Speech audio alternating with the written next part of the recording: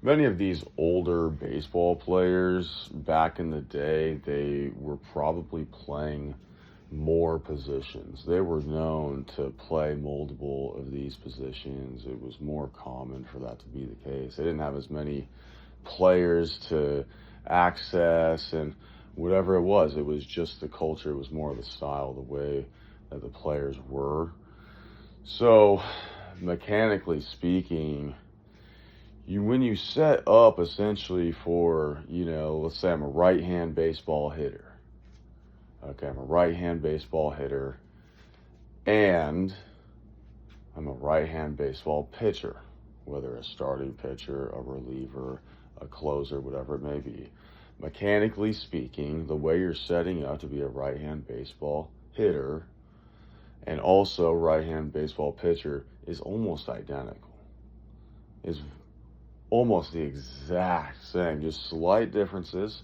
Only one of them you're holding a bat, and the other one you're holding a glove and the ball.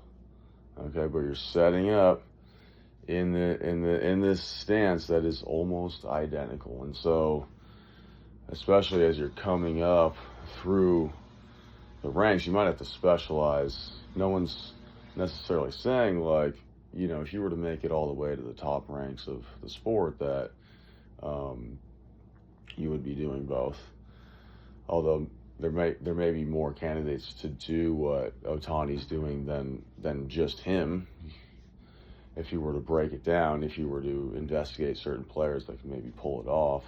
However, there are probably some players that would benefit from taking it as far as you could take it, as far as probably playing both and doing both, because the coordinations are virtually the same.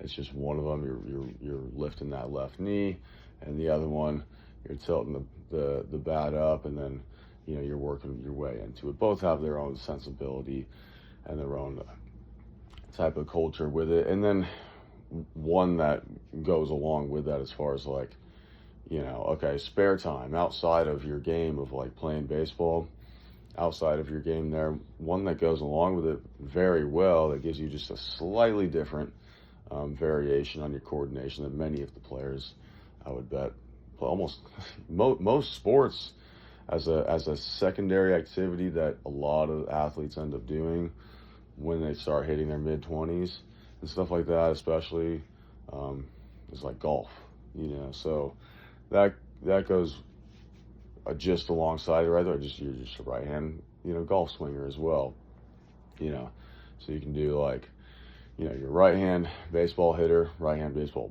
pitcher as well, and then you're also in the spare time doing some golf as well, and then all those kind of flow together. You could even work it in, tennis. Gives you, more lateral ability and even more of like this racket sport type of like dominance.